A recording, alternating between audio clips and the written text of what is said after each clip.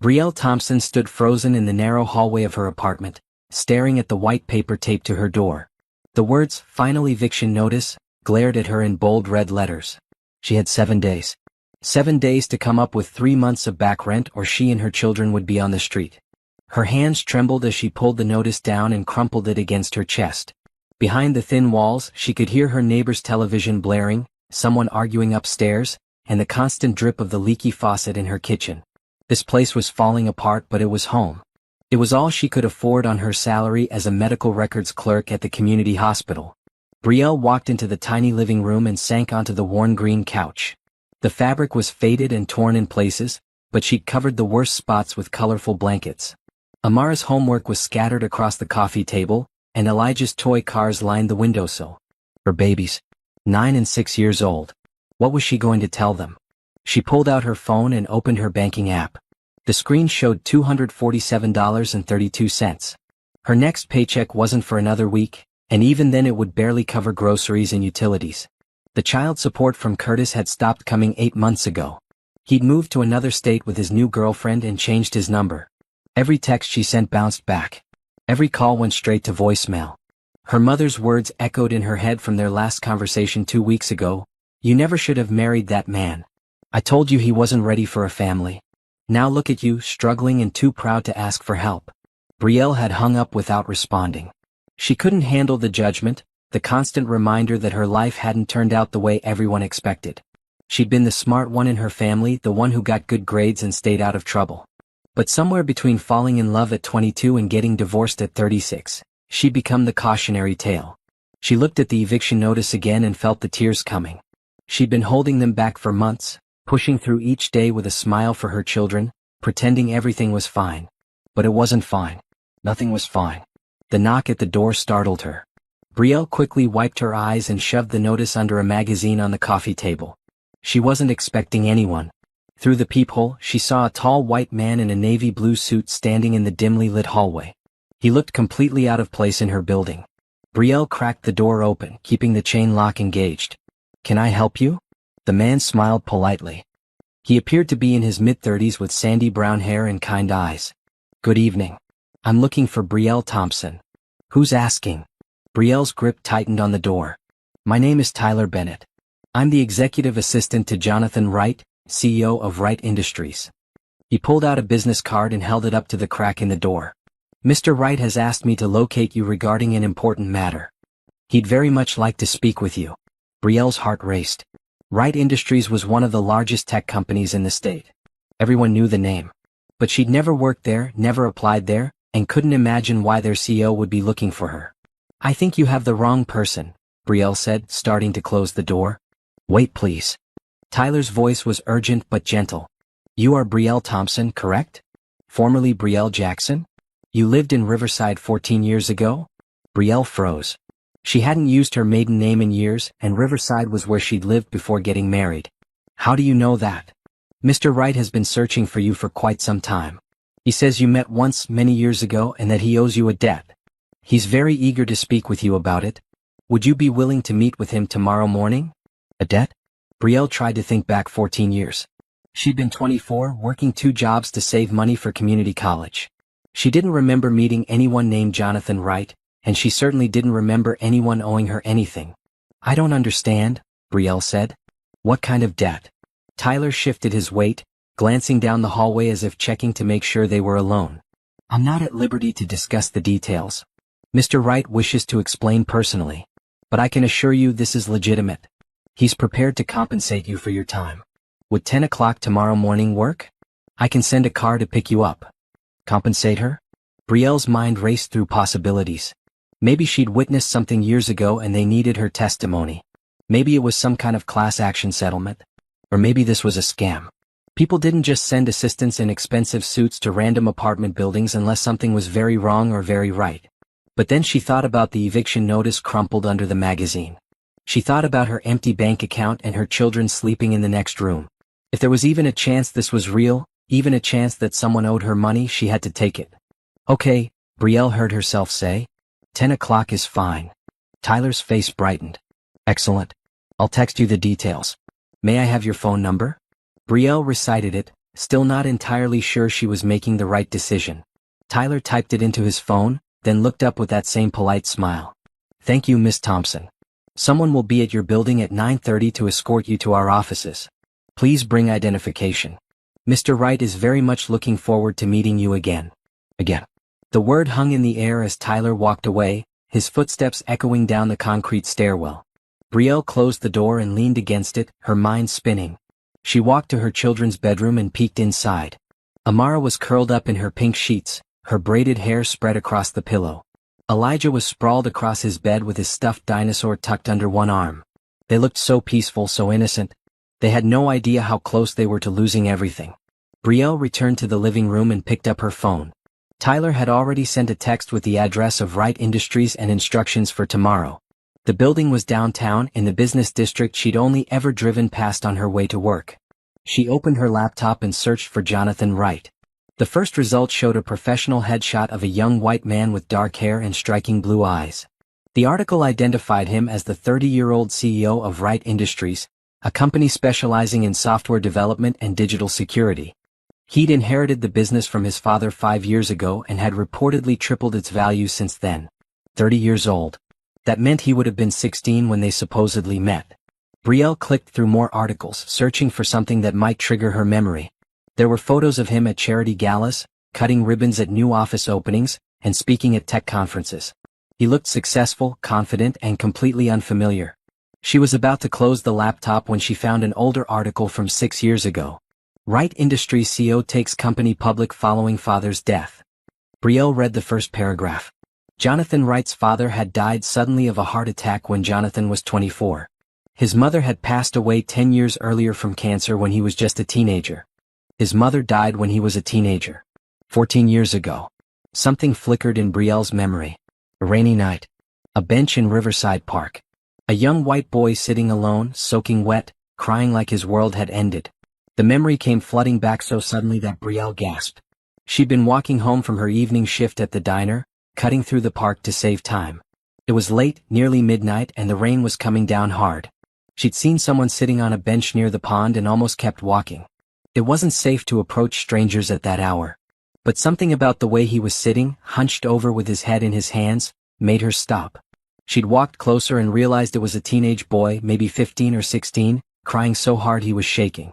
"Are you okay?" she'd asked, even though it was obvious he wasn't. He'd looked up at her with red, swollen eyes. "My mom died today." Those 4 words had broken Brielle's heart.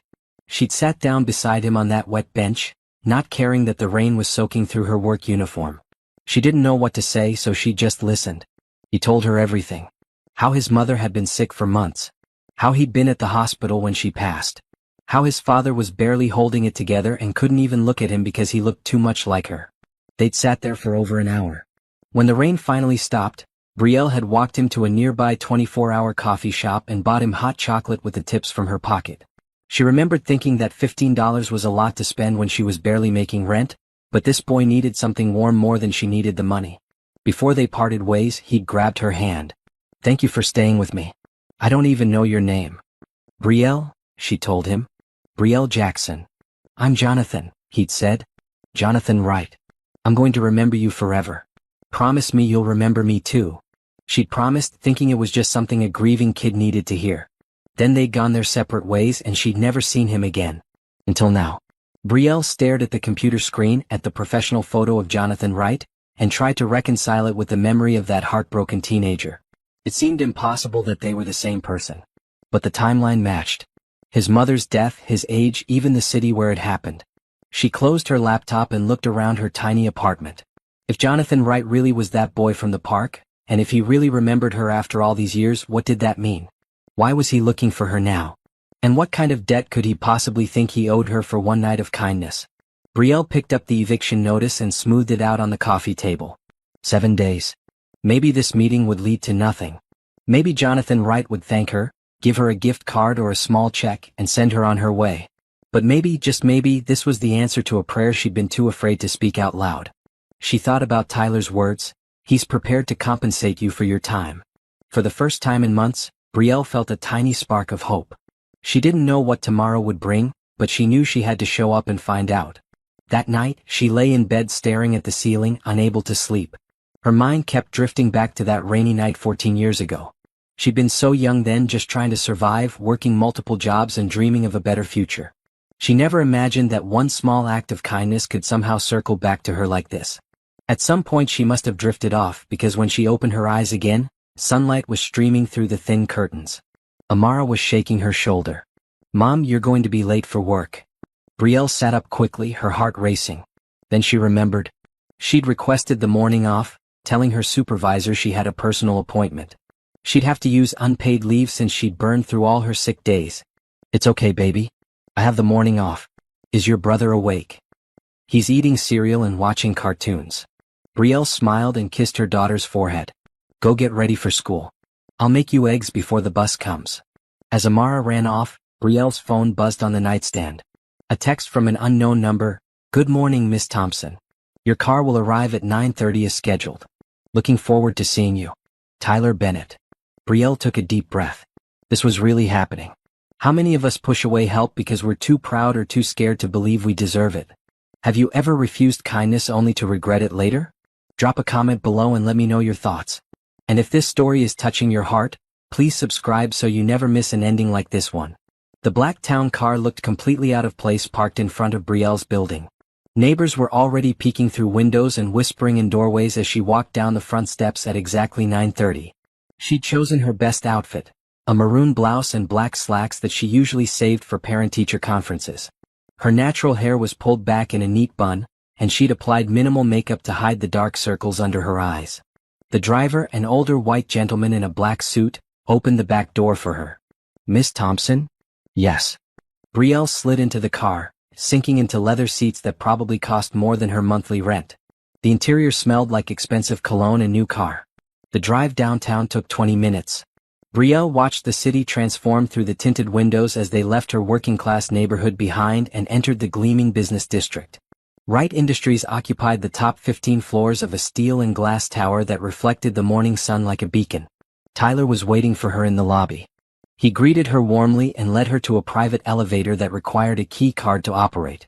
They rode up in silence, the elevator moving so smoothly that Brielle barely felt the motion. When the doors opened on the 30th floor, she stepped into a reception area that looked like something from a magazine. Everything was modern and clean, with floor-to-ceiling windows offering views of the entire city. "Mr. Wright's office is this way," Tyler said, leading her down a hallway lined with abstract art. "Can I get you anything? Coffee? Water?" "Water would be nice." Brielle's mouth felt dry. Her hands were sweating. Tyler stopped in front of a heavy wooden door and knocked twice. A voice from inside called out, "Come in." The office was enormous. A massive desk sat near the windows, but the space also included a sitting area with a blue sofa and chairs arranged around a glass coffee table. The man standing by the windows turned around, and Brielle felt her breath catch. It was him. The boy from the park.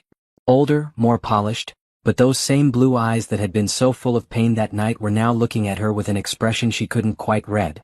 "Brielle," Jonathan said softly, and even his voice carried echoes of that grieving teenager. "Thank you for coming." Tyler quietly placed a bottle of water on the coffee table and excused himself, closing the door behind him. Brielle stood awkwardly near the entrance, not sure whether to sit or speak first. Jonathan walked toward her slowly, as if afraid he might startle her. "I wasn't sure you'd remember me." "I didn't at first," Brielle admitted. "Not until I looked you up last night. But I remember now. The park. The rain. Your mother." Something in Jonathan's expression softened. "You stayed with me that night when you didn't have to. You bought me hot chocolate with money you probably needed for yourself. And you listened. You didn't try to fix anything or tell me it would all be okay. You just listened." Brielle felt uncomfortable with the weight of his gratitude. Anyone would have done the same. But they didn't. Jonathan gestured to the sitting area. "Please sit down. I have so much to tell you." Brielle perched on the edge of the blue sofa while Jonathan took one of the chairs across from her. Up close, she could see the expensive cut of his charcoal gray suit, the platinum watch on his wrist, and the confidence that came from years of success. But underneath it all, she could still see traces of that broken teenager.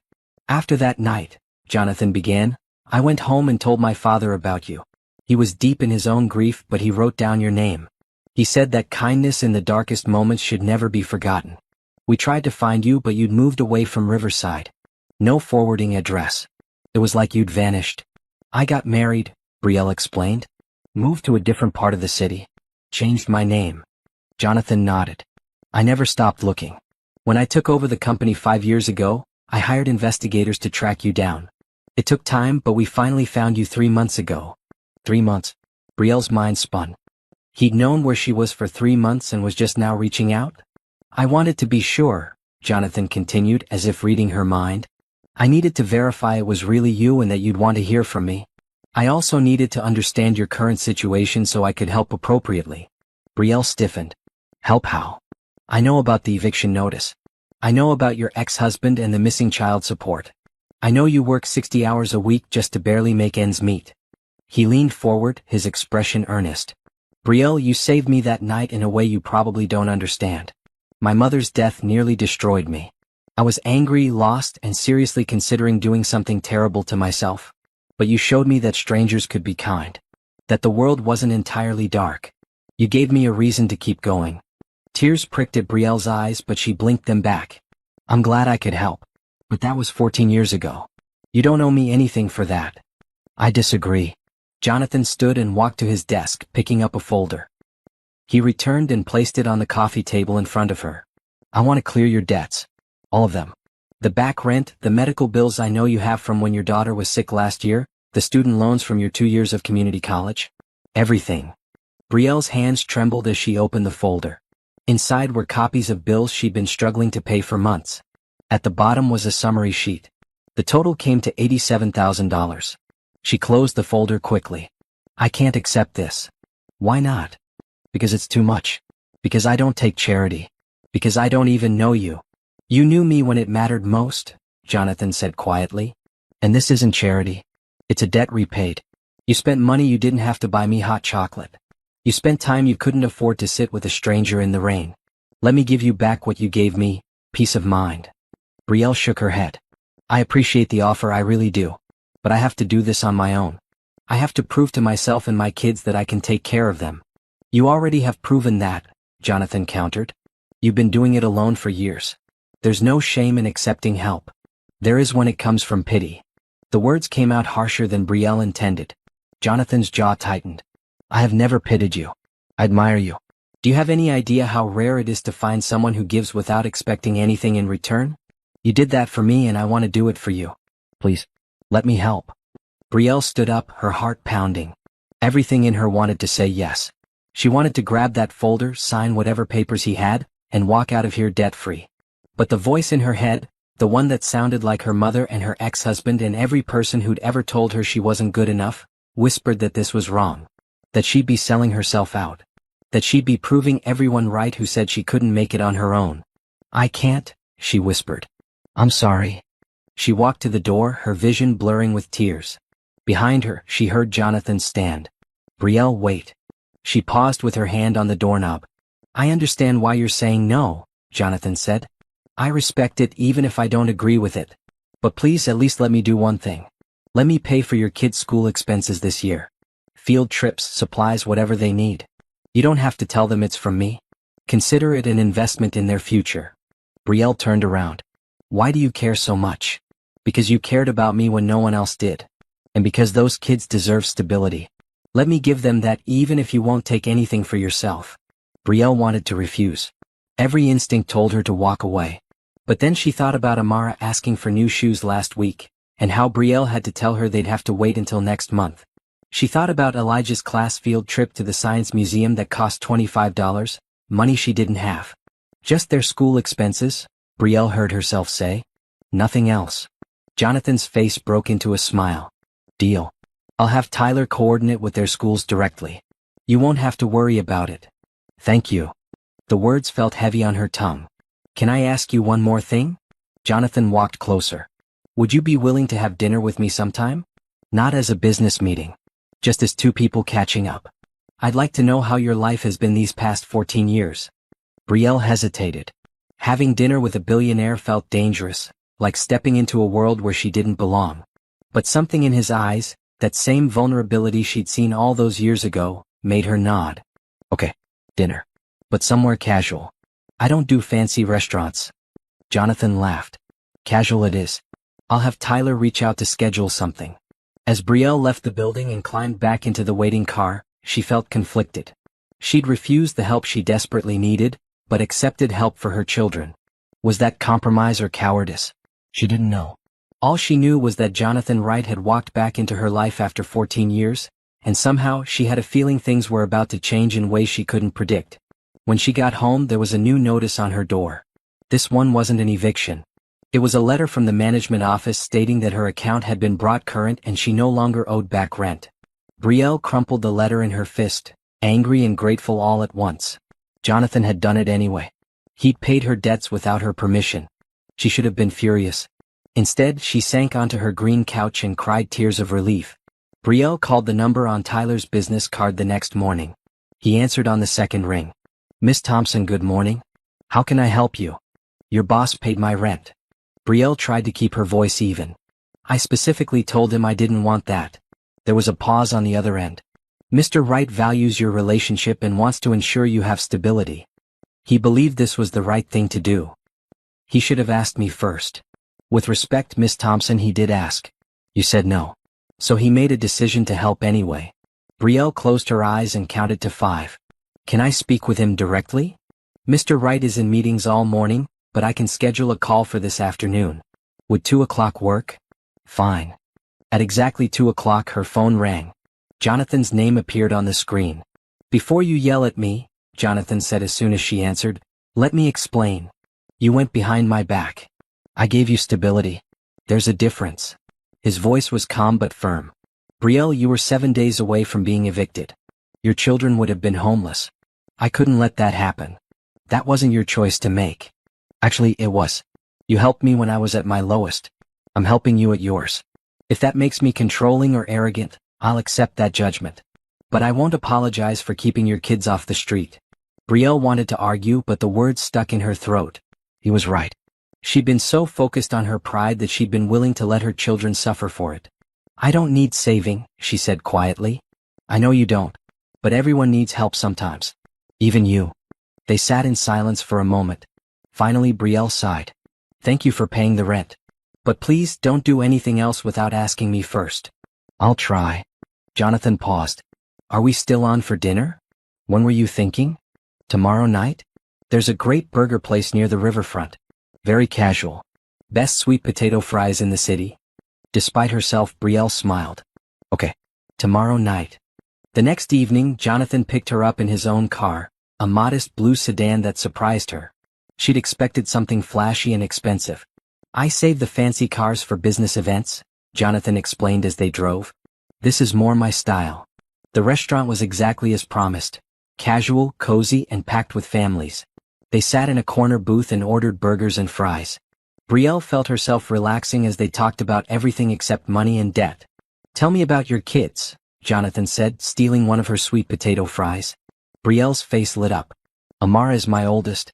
She's 9, smart as a whip, loves reading and art. She wants to be a teacher when she grows up. Elijah is 6, all energy and curiosity. He's obsessed with dinosaurs and space. Talks my ear off about black holes and asteroid belts. They sound amazing. Do they know about me? Not yet. I didn't want to confuse them. Jonathan nodded. I understand. But I'd like to meet them sometime if you're comfortable with that. Why? Because they're part of your life. And I'd like to be part of your life too. Brielle's heart skipped. Jonathan, I'm 38. You're 30. I have 2 kids and an ex-husband and a whole lot of baggage. What could you possibly want with me? Everything, he said simply. You're kind, resilient, and real. You don't care about my money. You see me as a person, not a bank account. Do you know how rare that is? Brielle looked down at her plate. I can't give you what women your age can give you. I'm past my prime. I'm tired all the time. I have stretch marks and responsibilities and... Stop. Jonathan reached across the table and took her hand. You're beautiful inside and out. Age doesn't matter to me. Kids don't matter to me. What matters is that you make me feel like I did that night in the park. Seen, understood, and cared for. I've been looking for that feeling ever since, and I've never found it with anyone else. Brielle pulled her hand back gently. You barely know me. Then let me get to know you. No pressure, no expectations. Just time. Over the next few weeks, Jonathan became a constant presence in Brielle's life. He showed up at the hospital cafeteria during her lunch break with takeout from her favorite places. He sent flowers to her apartment with notes that made her laugh. He attended Elijah's school play about community helpers, sitting in the back row and clapping louder than anyone when Elijah came on stage in his construction worker costume. But he also did things Brielle didn't ask for. Her car mysteriously got repaired while she was at work one day. The broken air conditioning in her apartment was fixed overnight. Groceries started appearing on her doorstep every Sunday morning. Brielle confronted him each time. "You have to stop," she said one Saturday afternoon when she found a brand new laptop on her kitchen table with a note. "For Amara's schoolwork." "Jay." "What?" "She needs it. Her teacher said she can't keep up in computer class because you don't have internet at home." "How do you even know that?" Jonathan had the grace to look sheepish. "I may have spoken with her teacher during parents' night. You weren't supposed to be there. You brought me as your +1, remember?" Brielle had introduced him as a friend, nothing more. But Amara had grabbed his hand immediately and dragged him around to see her artwork on the walls. Elijah had insisted Jonathan sit with them during the classroom presentation. "They like you," Brielle admitted. "Maybe too much." "Is that a bad thing?" "It is if you disappear. Kids get attached. I can't let them get hurt." "I'm not going anywhere," Jonathan said firmly. "I promise you that." But promises were easy to make and hard to keep. Brielle had learned that the hard way. 3 months after their first dinner, Jonathan had become part of the family routine. He picked up the kids from school twice a week, giving Brielle time to run errands or just breathe. He helped Elijah build a volcano for the science fair and sat through Amara's hour-long presentation about her favorite books.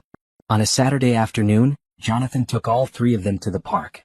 Not the fancy downtown park with perfectly manicured lawns, but the neighborhood park near Brielle's apartment where the equipment was rusty and the grass was patchy. Elijah ran straight for the swings while Amara climbed onto the monkey bars. Brielle and Jonathan sat on a bench nearby, watching them play. "They're happy," Jonathan observed. "They are.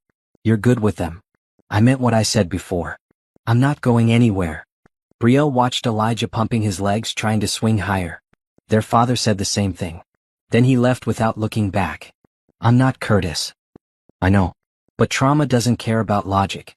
I keep waiting for you to wake up and realize this is too much work.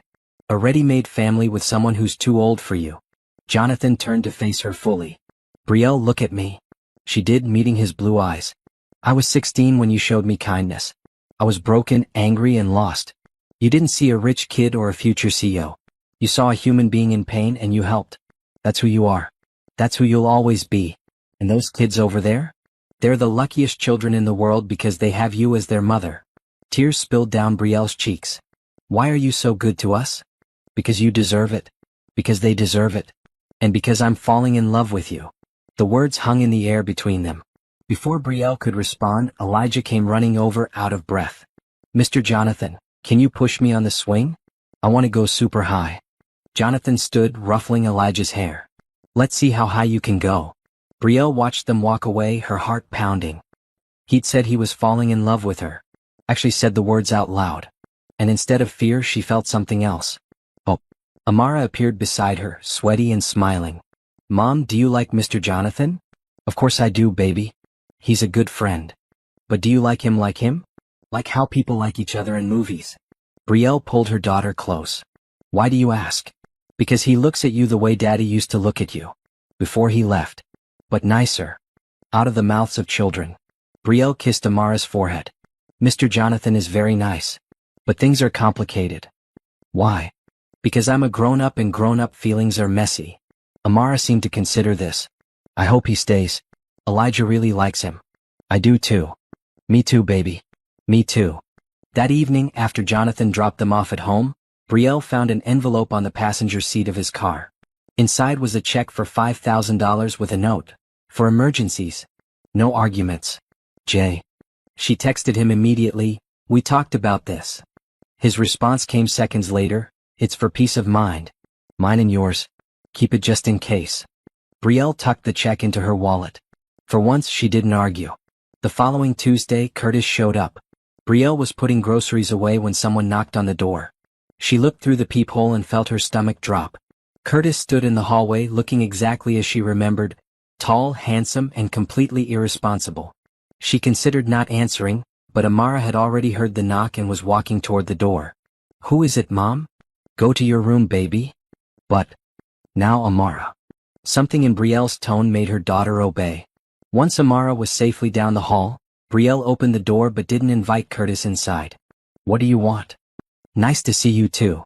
Curtis leaned against the doorframe. "I heard through the grapevine that you're doing pretty well these days. New boyfriend who's loaded?" "That's none of your business." "It is when it involves my kids. Word is some rich white guy is playing house with my family." Brielle's hands clenched into fists. "You don't get to call them your family. You abandoned them. You stopped sending support. You changed your number and moved away without telling them where you were going. I needed time to figure things out. For 3 years." Curtis had the decency to look away. "I know I messed up, but I want to make it right. I want to see my kids." "Absolutely not. You can't keep them from me. I have rights. Rights you gave up when you disappeared. Get off my doorstep, Curtis." "I'm serious, Brielle. I want joint custody. And if you don't agree, I'll take you to court." Fear shot through her. Curtis didn't want the kids. He wanted leverage. He wanted money. And now that he thought she had access to money through Jonathan, he was circling back like a vulture. "Leave. Now." Curtis smirked. "I'll be in touch. Tell the kids Daddy said hello." He walked away whistling as if he hadn't just threatened to rip apart her world. Brielle closed the door and leaned against it, shaking. Her phone rang. "Jonathan." "Hey," she answered, trying to keep her voice steady. "What's wrong?" "How did he always know?" Curtis showed up. "Where? At your apartment?" "Yeah. He wants custody. He heard about you and thinks he can get money out of this." There was a long silence. When Jonathan spoke again, his voice was ice cold. "That's not going to happen. He has parental rights, Jonathan. Legally, he can fight for custody. Not if he can't afford a lawyer. Not if his record shows he's been unreliable and absent. Not if we present evidence that he's only doing this out of greed. Yes, I'm not letting him take those kids, Brielle. I'm not letting him hurt you. Do you understand me?" Brielle closed her eyes. She should tell him to stay out of it. She should say she could handle this herself. But the truth was she couldn't. Curtis had resources now. His new girlfriend came from money. If he wanted to fight dirty, he would. "Okay," she whispered. "We'll fight him together. I'll have my lawyers on it first thing tomorrow. In the meantime, document everything. If he shows up again, call the police." "And Brielle?" "Yeah. You're not alone in this." After they hung up, Brielle stood in her living room and tried not to cry. She'd spent years being alone, handling every crisis by herself. Having someone step in to help felt foreign and terrifying and wonderful all at once. Amara peeked out from the hallway. "Was that Daddy?" Brielle pulled her daughter into a hug. "Yes, baby." "Is he coming back?" "I don't know. But if he does, everything will be okay. I promise." She just hoped it was a promise she could keep. If you've ever been betrayed by someone you trusted, you know how hard it is to open your heart again. Do you think Brielle should trust Jonathan completely, or is she right to be cautious? Comment your opinion below and hit subscribe to see how this unfolds. Jonathan's lawyers moved quickly. Within 2 days, they'd filed paperwork documenting Curtis's absence and lack of financial support. They subpoenaed bank records showing he'd made no effort to contribute to his children's welfare. They gathered statements from the kids' teachers, neighbors, and even Brielle's employer, all attesting to her dedication as a mother. But preparing a legal defense was expensive. Brielle sat in the law office conference room, staring at the retainer agreement. $25,000 just to start. "I can't afford this," she told the lead attorney, a sharp-eyed woman named Patricia Henderson. "Mr. Wright is covering all legal expenses," Patricia replied smoothly. "Of course he is." Brielle looked at Jonathan, who sat beside her in a green button-down shirt. "You're doing it again. This is different. Curtis is threatening your family. I won't let him win." "But why? Why do you care this much?" Jonathan reached for her hand across the conference table. "Because you matter to me. Because those kids matter to me. Because watching you struggle when I can help is impossible. Please, Brielle. Let me do this." Patricia cleared her throat. "Miss Thompson, I understand your hesitation. But Mr. Wright is right. Curtis has the resources to draw this out and make it painful.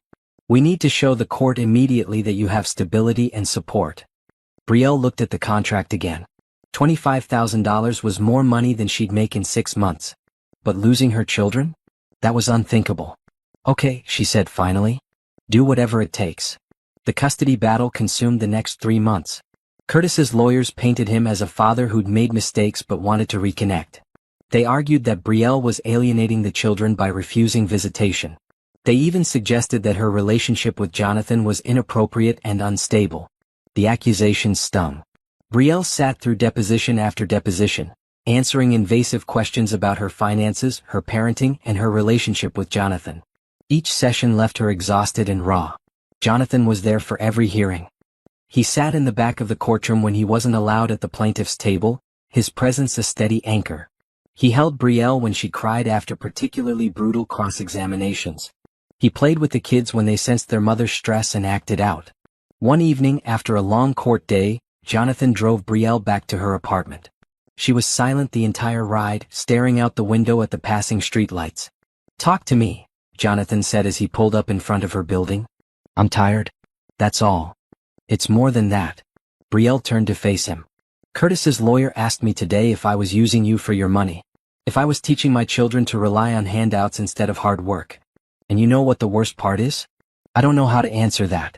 Am I using you? Have I become the person my mother always warned me about?" Jonathan unbuckled his seatbelt and turned to face her fully. "You are the most self-sufficient, hard-working person I know. Accepting help doesn't make you weak or opportunistic. It makes you human. But where's the line? When does accepting help become dependency? When you stop trying. When you give up on yourself. But you haven't done that. You work full-time. You raise 2 kids alone. You fight for them every single day. I'm just making the fight a little easier." Brielle wiped her eyes. "I don't deserve you." "Yes, you do. Stop telling yourself otherwise." They sat in silence for a moment. Then Jonathan leaned over and kissed her forehead, so gently it felt like a promise. "I should go inside," Brielle whispered, but she didn't move. "Or," Jonathan said carefully, "you could come to my place for dinner. Real dinner, not takeout. I'll cook. We can just talk. No kids, no lawyers, no stress. Just us." Brielle knew she should say no. Going to his home alone felt like crossing a line. But she was so tired of being strong all the time. She wanted one night where she didn't have to worry or plan or protect. Okay. Jonathan's penthouse was nothing like she'd imagined. She'd expected marble and gold and cold modern art. Instead, she found warm wood floors, comfortable furniture, and walls covered with family photos. There was a picture of a young Jonathan with his parents, everyone smiling. Another of him at his college graduation. Several of him with business partners and friends. "This is nice," Brielle said, running her hand along a navy blue couch. "It feels like a home. That's what I was going for. I spend enough time in sterile office buildings. I wanted this space to feel different." He cooked pasta with homemade marinara sauce while Brielle sat at the kitchen island, sipping red wine and watching him work. He moved with confidence like someone who genuinely enjoyed cooking. "Where did you learn to cook?" Brielle asked. "My mother. She loved being in the kitchen. After she died, cooking became a way to feel close to her again." "Do you miss her?" "Every day. But it's different now. The grief isn't as sharp. It's more like a constant ache that I've learned to live with." "I'm sorry you lost her so young." Jonathan set a plate of pasta in front of her. "If she hadn't died, I wouldn't have been in that park. I wouldn't have met you. Maybe everything happens for a reason." They ate and talked for hours. Brielle found herself sharing things she'd never told anyone. About her difficult relationship with her mother. About how Curtis's abandonment had made her question everything about herself. About her fear that she was fundamentally unlovable. "You're not unlovable," Jonathan said firmly. "Curtis was an idiot who didn't appreciate what he had. That's on him, not you." "How can you be so sure?" "Because I see you, Brielle. I see how you love your kids, how you fight for them, how you sacrifice everything to give them a good life. That's not someone who's unlovable. That's someone who's extraordinary." Brielle felt tears building again. "You make it sound so simple." "It is simple. You just won't let yourself believe it." He stood and walked around the island, stopping in front of her. He took her hands and pulled her to her feet. "I need to tell you something," Jonathan said. "I've been holding back because I didn't want to pressure you. But you need to hear this. I'm in love with you, Brielle. Not falling, not starting to. I am completely, deeply, irrevocably in love with you. I love your strength and your vulnerability. I love the way you put everyone else first. I love watching you be a mother. I love the way you challenge me and call me out when I'm being too much. I love everything about you." Brielle's heart raced. "Jonathan." "You don't have to say it back. I just needed you to know. But Brielle realized in that moment that she did want to say it back. Because somewhere between the eviction notice and the custody battle, between the late-night talks and the quiet moments watching him with her children, she'd fallen in love too. I love you, she whispered. I'm scared and confused and terrified, but I love you. Jonathan's smile was like sunrise. He cupped her face in his hands and kissed her properly for the first time. It was gentle and sweet and perfect. When they finally pulled apart, Brielle was breathless. Stay tonight, Jonathan said. No pressure. I have guest rooms. I just want you here. Brielle knew she should go home to her kids. But her mother was watching them overnight, and for once, Brielle wanted to be selfish. She wanted one night to just be a woman in love, not a struggling single mother. Okay, she said. I'll stay.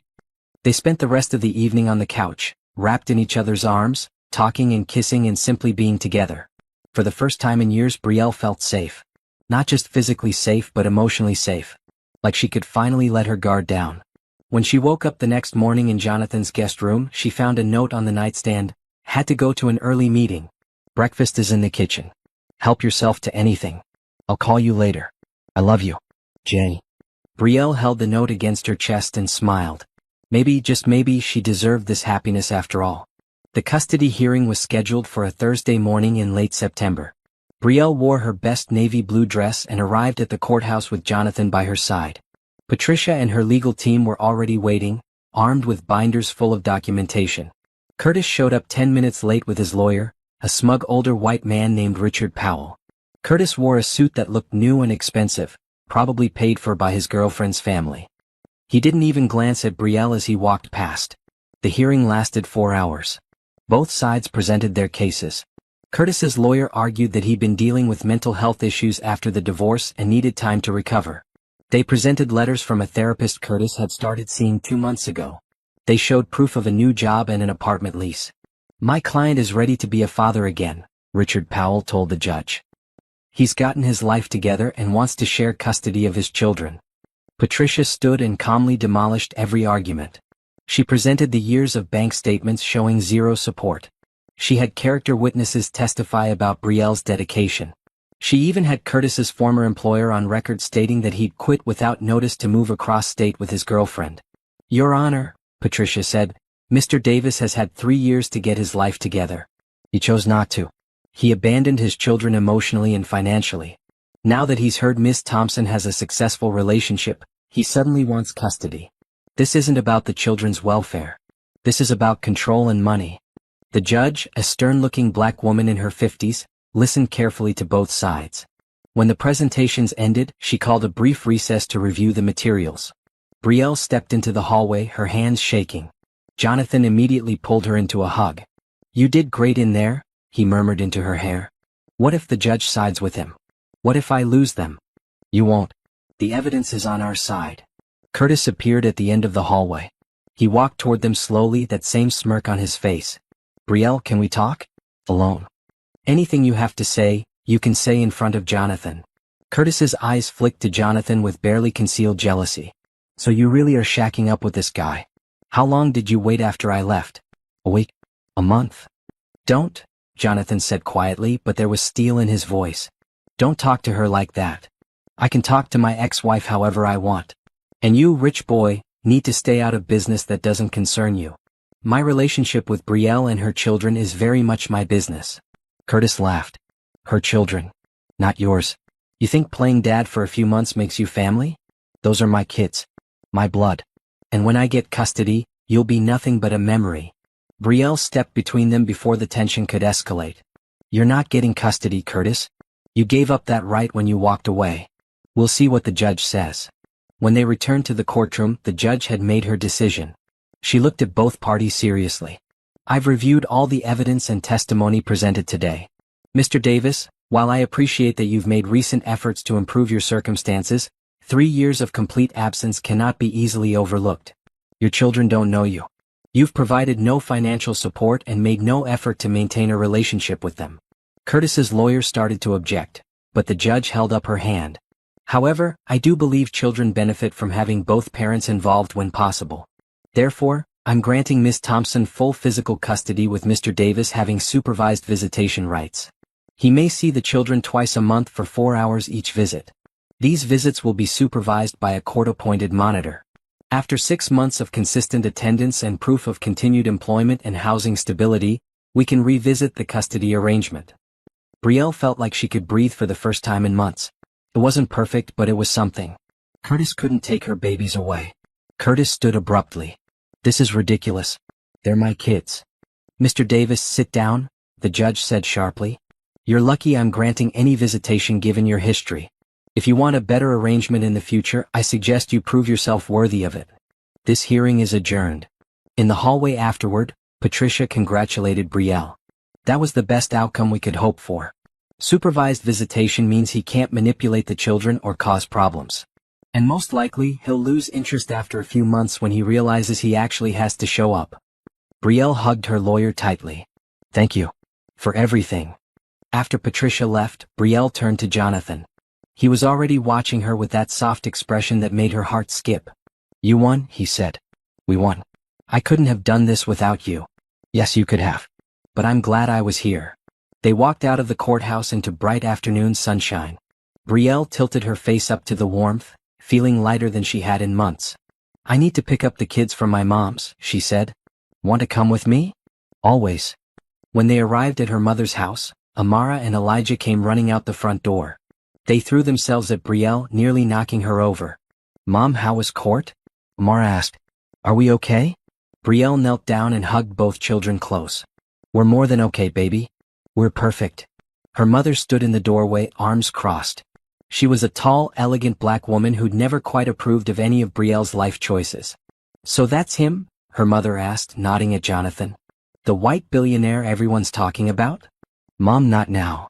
I'm just saying, baby, be careful. Men like that don't stay with women like us. Jonathan stepped forward, extending his hand. Mrs. Jackson, I'm Jonathan Wright. It's nice to finally meet you. Brielle's mother looked at his hand for a long moment before shaking it. We'll see. Despite the cold reception, Jonathan remained polite and gracious. He helped Brielle load the kids into her car and even made Elijah laugh with a story about a business meeting gone wrong. As they drove away, Amara piped up from the back seat. Is Mr. Jonathan your boyfriend now, Mom? Brielle glanced at Jonathan, who was grinning. Would that be okay with you? Yes, both kids chorused together. Then yes, he's my boyfriend. Jonathan reached over and squeezed her hand. Everything wasn't perfect. Curtis would still be a presence in their lives, her mother still didn't approve, and the age difference still made people whisper. But for the first time, Brielle believed that everything would work out. Because she wasn't alone anymore. And neither were her children. Curtis didn't show up for his first supervised visitation. Or his second. Or his third. The court-appointed supervisor called Brielle each time to inform her that the children's father was a no-show. Amara seemed relieved. Elijah was confused but didn't ask too many questions. Why doesn't Daddy want to see us? He asked one night before bed. Brielle chose her words carefully. Sometimes grown-ups have a hard time doing what they're supposed to do. But that's not your fault, baby. Your dad loves you. He just has some things to work through. Mr. Jonathan always shows up. Yes, he does. Can Mr. Jonathan be my dad instead? The question pierced Brielle's heart. We'll see, sweetheart. Now go to sleep. After 4 missed visits, Curtis's lawyer filed a motion to suspend the visitation requirement, claiming Curtis's work schedule made it impossible to attend. Patricia immediately countered, arguing that Curtis's repeated absences proved he wasn't committed to being a parent. The judge scheduled another hearing for November. This time, Curtis didn't even show up to the courthouse. Your Honor, Patricia addressed the court, Mr. Davis has made it abundantly clear that he has no interest in parenting his children. He's missed every scheduled visitation and didn't bother to appear today. We moved to have his parental rights limited to phone calls only, with the option to revisit in 1 year if he demonstrates consistent interest. The judge agreed. Curtis Davis would have no visitation rights for 12 months. If he wanted to see his children after that, he'd have to petition the court again and prove he'd maintained steady contact. Brielle walked out of the courthouse feeling both victorious and sad. Her children deserved better than a father who only showed up when there was something in it for him. Ice cream? Jonathan suggested. I think we need to celebrate. They picked up the kids from school early and took them to a local ice cream shop. Elijah got chocolate with sprinkles. Amara chose strawberry. Jonathan and Brielle shared a sundae while the children chattered happily about their day. Are you sad Daddy didn't come to visit? Amara asked suddenly, looking at her mother. I'm sad for you guys. But I'm not surprised. We're not sad, Amara said matter-of-factly. We have Mr. Jonathan now. Jonathan looked at Brielle with such tenderness that she had to blink back tears. After ice cream, they went back to Brielle's apartment. The kids immediately disappeared into their room to play, leaving the adults alone. They're adjusting well, Jonathan observed. Better than I am, honestly. I keep waiting for the other shoe to drop. What do you mean? Brielle sat on the green couch and pulled her knees to her chest. This feels too good to be real. Every time I start to relax, I remember that I'm 38, you're 30, and eventually you're going to realize you want something different. Jonathan sat beside her and turned her face toward him. How many times do I have to tell you? I'm not going anywhere. But what if you change your mind? What if you meet someone younger, someone without kids and baggage and... Stop. Just stop. Jonathan's voice was firm. I know you've been hurt. I know Curtis destroyed your ability to trust. But I am not him. I've proven that over and over. When are you going to believe me? I'm trying. Try harder. Because I'm all in, Brielle. I love you. I love your kids. I want to build a life with you. The age difference doesn't matter. Your past doesn't matter. The only thing that matters is right now, and right now, I'm choosing you. Brielle felt the last of her walls crumbling. I'm scared. So am I. Love is scary. But it's worth it. She leaned into him, resting her head on his shoulder. Okay. I'll try to stop waiting for you to leave. Good. Because I'm going to be here so long you'll get sick of me. Brielle laughed through her tears. I don't think that's possible. Over the next few months, their relationship deepened. Jonathan essentially moved into Brielle's apartment, spending most nights on that old green couch because the kids weren't ready for him to share their mom's room yet. He was patient about it, never pushing for more than Brielle was ready to give. He attended every school event, helped with homework, and took the family on weekend adventures. They went to museums, parks, and movies. He taught Elijah how to ride a bike without training wheels. He helped Amara prepare for her school's spelling bee, quizzing her on words until she knew them by heart. Brielle's coworkers noticed the change in her. She smiled more. She didn't look exhausted all the time. When her friend Tracy asked about it during lunch one day, Brielle couldn't help but gush. He's amazing, Tracy. He's everything Curtis wasn't. Patient, kind, present. The kids adore him. And you love him. I really do. It's terrifying. Tracy reached across the table and squeezed her hand. You deserve this, girl. Stop punishing yourself for being happy. But happiness felt fragile. Every night before bed, Brielle said a small prayer that this wouldn't end. That Jonathan would keep showing up. That her children wouldn't get their hearts broken again. One December evening, Jonathan showed up at her door with a key. What's this? Brielle asked, turning it over in her hand. A key to my penthouse. I want you to have it. You and the kids. Move in with me. Brielle's stomach flipped. Jonathan, that's a huge step. I know. But I'm ready if you are. The penthouse has plenty of space. Each kid could have their own room. There's a building gym and pool. Better schools in that district. And you wouldn't have to worry about rent or eviction notices ever again. It was tempting. So tempting. But moving in with him felt like admitting that she couldn't make it on her own. It felt like giving up the independence she'd fought so hard to maintain. Can I think about it? Brielle asked. Of course. No pressure. But Brielle? I'm not asking you to move in because I think you need rescuing. I'm asking because I want to wake up with you every morning. I want to have breakfast with your kids. I want us to be a family officially. A family, Brielle repeated softly. If you'll have me. She kissed him instead of answering, pouring all her love and fear and hope into that kiss. When they pulled apart, Jonathan smiled. I'll take that as a maybe. It's a maybe leaning toward yes. That night, after Jonathan left and the kids were asleep, Brielle sat at her kitchen table with the key in front of her. This decision felt monumental. Moving in with Jonathan would change everything. Her children would get used to a certain lifestyle. They'd bond even more with him. And if things didn't work out? But what if things did work out? What if this was her chance at real happiness and she was too scared to take it? Brielle picked up her phone and called her brother, Deshaun. He was 3 years older and had always been her voice of reason. Sis, you know what time it is? He answered groggily. I need advice. About your billionaire boyfriend? He asked us to move in with him. Deshaun was quiet for a moment. What do you want to do? I don't know. Part of me wants to say yes immediately. But part of me is terrified. Of what? Of losing myself again. Of becoming dependent on another man. Of my kids getting attached and then losing another father figure. Those are valid fears. But Brielle, you can't live your whole life afraid. Sometimes you have to take a risk. What if it's the wrong risk? Then you deal with it. But what if it's the right one? What if this man is genuine and you miss out on happiness because you're too scared to try? After they hung up, Brielle sat in the darkness of her apartment. She thought about everything Jonathan had done for her. Every time he showed up. Every promise he kept. Every moment he chose her and her children. Maybe it was time to choose him back. Brielle told Jonathan yes on Christmas morning. She planned to wait until after the holidays, but watching him play with Amara and Elijah, seeing how naturally he fit into their little family, made her realize she didn't want to wait anymore. "We'll move in with you," she said as they sat by the small tree in her living room, wrapping paper scattered everywhere. Jonathan's face lit up. "Really? Really? But slowly, okay? The kids need time to adjust. We'll take all the time you need." They spent January packing and preparing. Jonathan hired movers to help, but Brielle insisted on doing most of it herself. She wanted to maintain some sense of control over the process.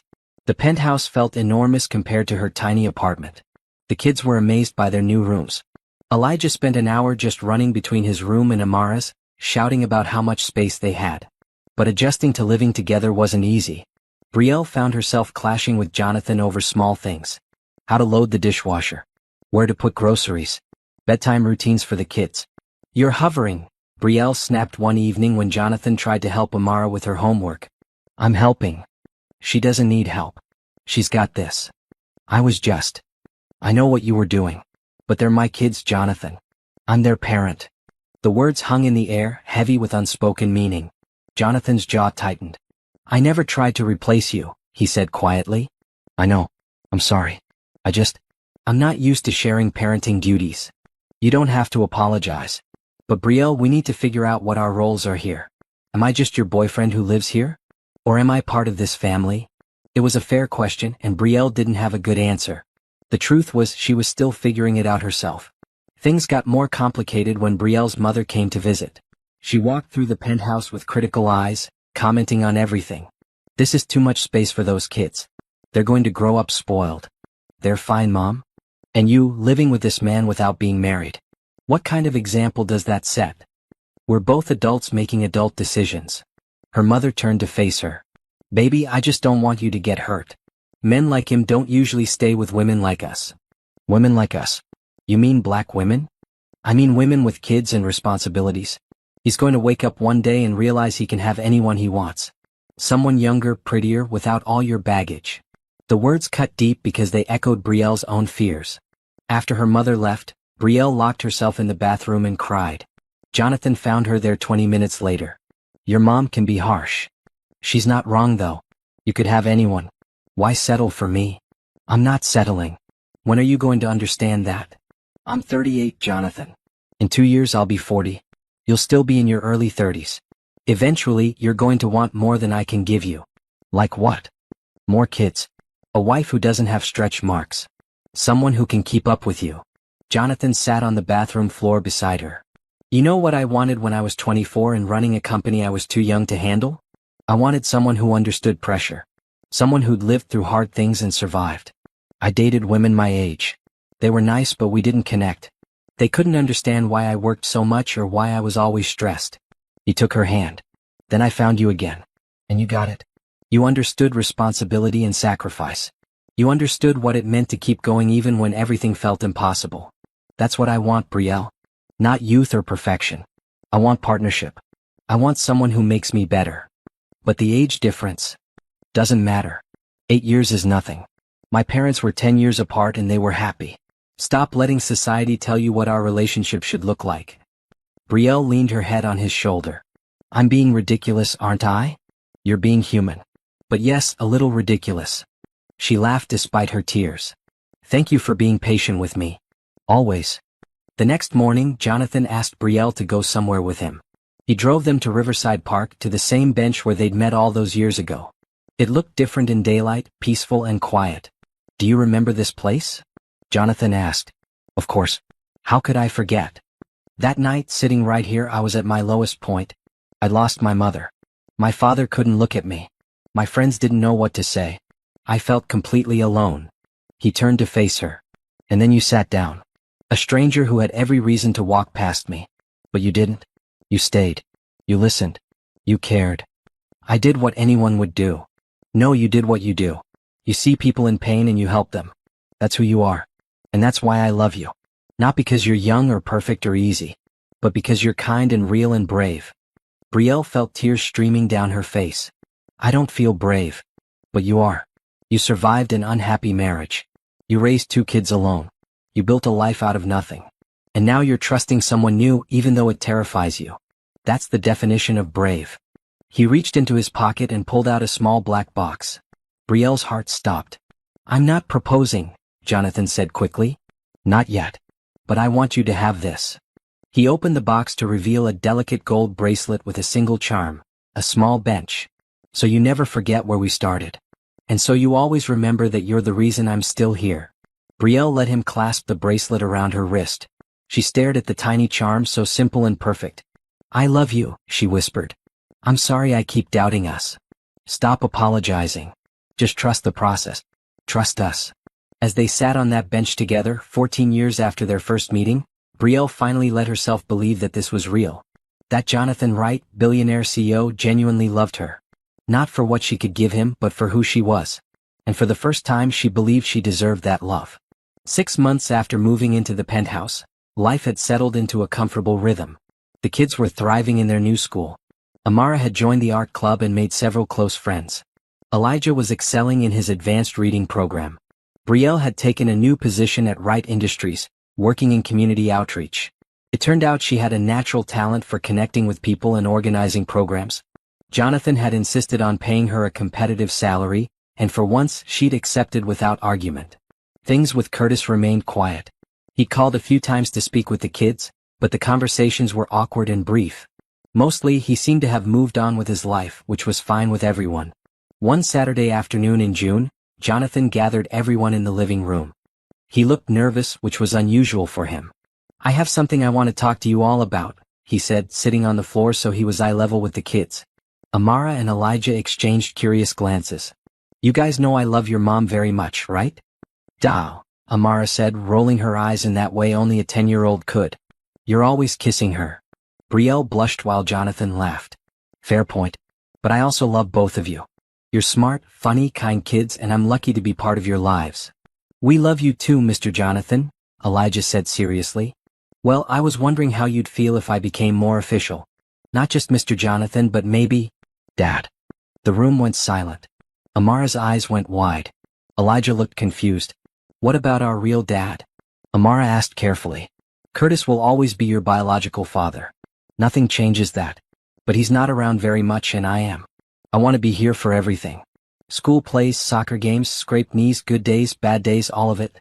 I want to be your dad in every way that matters. Amara looked at her mother. Mom, is this okay with you? Brielle's throat was tight with emotion. It's very okay with me. But it's your choice, babies. You don't have to decide right now. Elijah crawled into Jonathan's lap. Can I call you Dad now? Jonathan hugged him tight. If you want to. I want to. Elijah looked up at his sister. What about you, Amara? Amara was quiet for a long moment.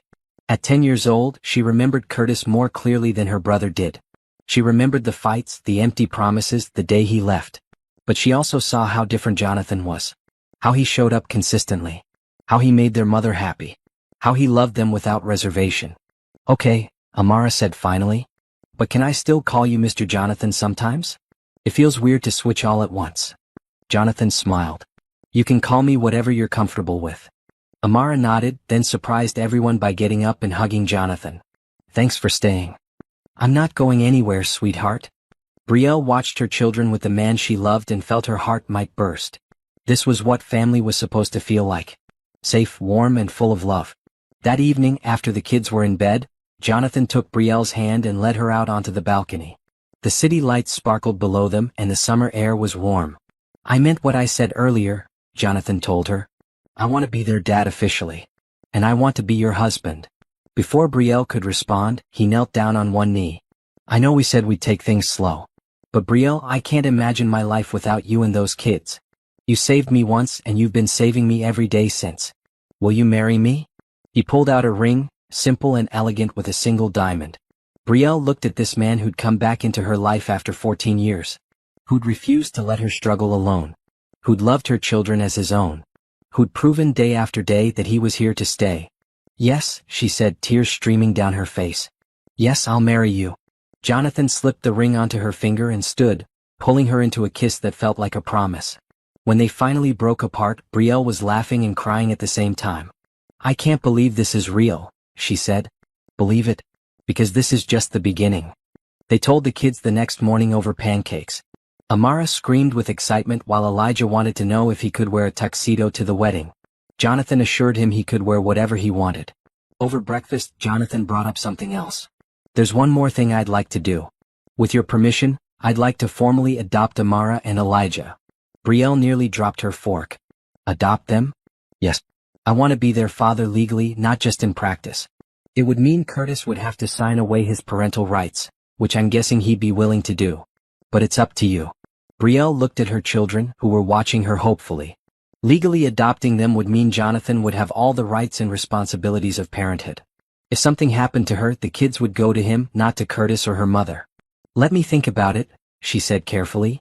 Later, when the kids were occupied, Brielle called Curtis. He answered on the third ring, sounding surprised to hear from her. "What's up, Brielle? I need to ask you something. Jonathan wants to adopt the kids. Would you be willing to sign away your rights?" There was a long pause. "Are you serious?" "Completely. You haven't been involved in their lives. Jonathan has. He loves them and wants to make it official. And what do I get out of it?" There it was. The question Brielle had been expecting. "You get to be free, Curtis. No more child support obligations. No more guilt. You can move on with your life. You want me to just give up my kids? You already did that. I'm just offering to make it legal." Curtis was quiet again. Then he sighed. "Fine. Yeah, I'll sign the papers. They deserve better than me anyway." For once, Brielle agreed with him. "Thank you." The adoption process took 4 months. Curtis signed the papers without drama, probably relieved to be free of the financial obligation. The kids attended court hearings where the judge asked them questions about Jonathan and whether they wanted him to be their dad. Both children answered with enthusiasm. Elijah said, "He already is my dad. This just makes it real." Amara, more thoughtful, said, "He's shown up for us every single day. That's what a real parent does." On a cool October morning, the adoption was finalized. Judge Martinez signed the papers and congratulated the family. "Mr. Wright, you now have full parental rights and responsibilities for Amara and Elijah. Congratulations." In the hallway afterward, the kids were bouncing with excitement. Strangers smiled at their happy family as they walked out of the courthouse. "Can we celebrate with ice cream?" Elijah asked. "We can celebrate however you want," Jonathan said, scooping his son up. His son. Legally, officially, forever. That night, tucking both kids into bed, Brielle felt a peace she'd never experienced before.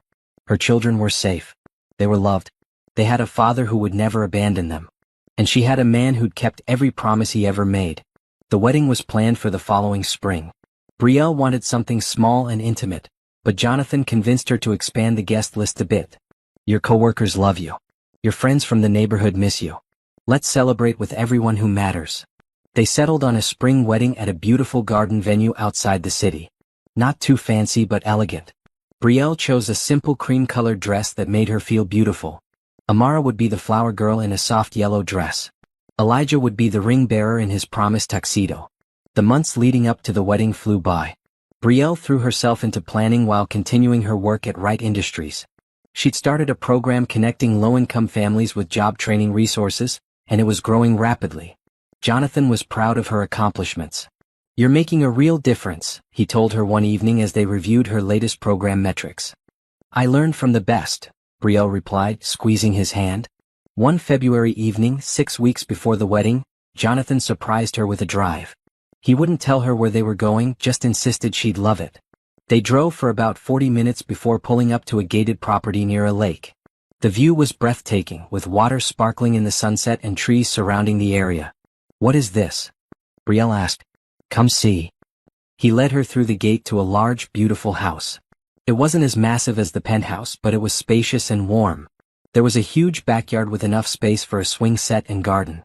A treehouse sat in one of the large oak trees. Inside, there was a bright art studio and a room that would be perfect as a library. "I bought it," Jonathan said, watching her reaction. The penthouse is great, but I want the kids to have a yard to play in, space to grow. And I want you to have a real home, not just an apartment in the sky. Brielle walked through the house in a daze. Each room was perfect. She could picture Amara painting in the studio, Elijah climbing the treehouse, family dinners in the large dining room, holidays with everyone gathered around the fireplace. You bought us a house, she said, still processing. I bought our family a home. If you don't like it, we can look at others. But when I saw this place, I immediately thought of you. Of us. Brielle threw her arms around him. It's perfect.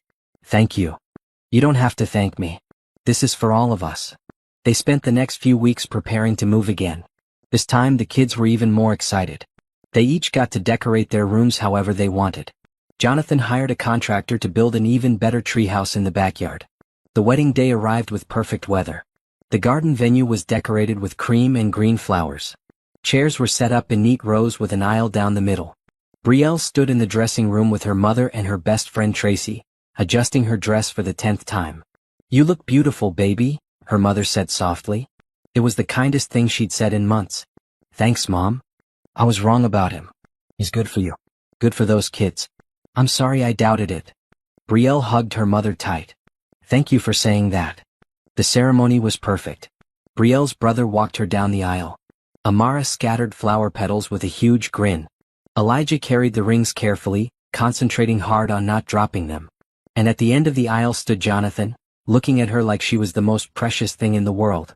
The officiant, a woman named Reverend Michelle from Brielle's old neighborhood, spoke about love, commitment, and chosen family. She talked about how love doesn't always look the way we expect, but it's real when two people choose each other every single day. When it came time for vows, Jonathan went first. Brielle, you saved my life when I was 16 years old. You showed me kindness when the world felt cruel. You stayed with a stranger in the rain because you cared more about someone else's pain than your own comfort. That's who you are. That's who you'll always be. He took a breath. I spent 14 years looking for you. Not because I felt obligated, but because I knew, even as a kid, that you were someone special. Someone worth finding. And when I found you again, I saw that you were everything I remembered and more. Strong, beautiful, fierce, and kind. I promised to show up for you every single day. To love your children as my own. To support your dreams and celebrate your victories. To be your partner in everything. You saved me once. Let me spend the rest of my life showing you what that meant. Brielle was crying before he finished. She took a shaky breath and started her vows. Jonathan, when you knocked on my door last year, I was broken. I was scared, alone, and convinced I didn't deserve help. You refused to accept that. You kept showing up even when I pushed you away. You loved my children when their father didn't. You fought for us when I was too tired to fight for myself. I promised to trust you. To stop waiting for you to leave. To believe that I deserve this happiness. I promised to support your work, to be your partner, and to build a life with you that honors the kindness we showed each other all those years ago. Thank you for finding me. Thank you for staying. Thank you for choosing us. The officiant pronounced them husband and wife. When Jonathan kissed her, everyone cheered. Amara and Elijah rushed forward to hug them both, and the four of them stood together in a family embrace that felt like coming home. The reception was joyful.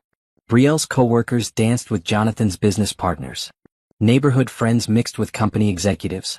Tracy gave a funny toast about how Brielle had called her crying after meeting Jonathan, convinced it was too good to be true. And it was too good to be true, Tracy said, raising her glass. It was better than true. It was real.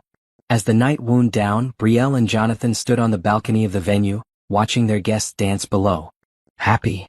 Jonathan asked, pulling her close. Happier than I ever thought possible. Good.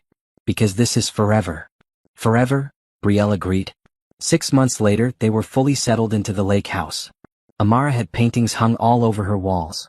Elijah had covered his room with glow-in-the-dark stars. The backyard was full of life, with a garden that Brielle tended and a swing set that got daily use. Brielle's program at Wright Industries had expanded to 3 cities. She'd been featured in a local magazine for her community work. Jonathan was proud of her every single day. One Saturday morning, the whole family was having breakfast on the patio. The sun was shining, birds were singing, and everything felt perfect. Mom, can we go to the lake today? Elijah asked. Sure, baby.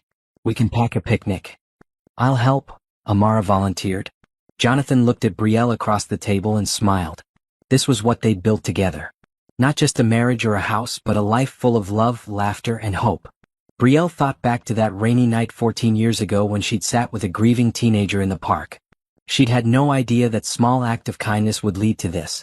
To a man who loved her unconditionally. To children who were safe and happy. To a life that felt like a dream. But it wasn't a dream. It was real. And it was hers. As they cleaned up breakfast and prepared for their day at the lake, Brielle caught Jonathan's eye. He mouthed, "I love you," across the kitchen.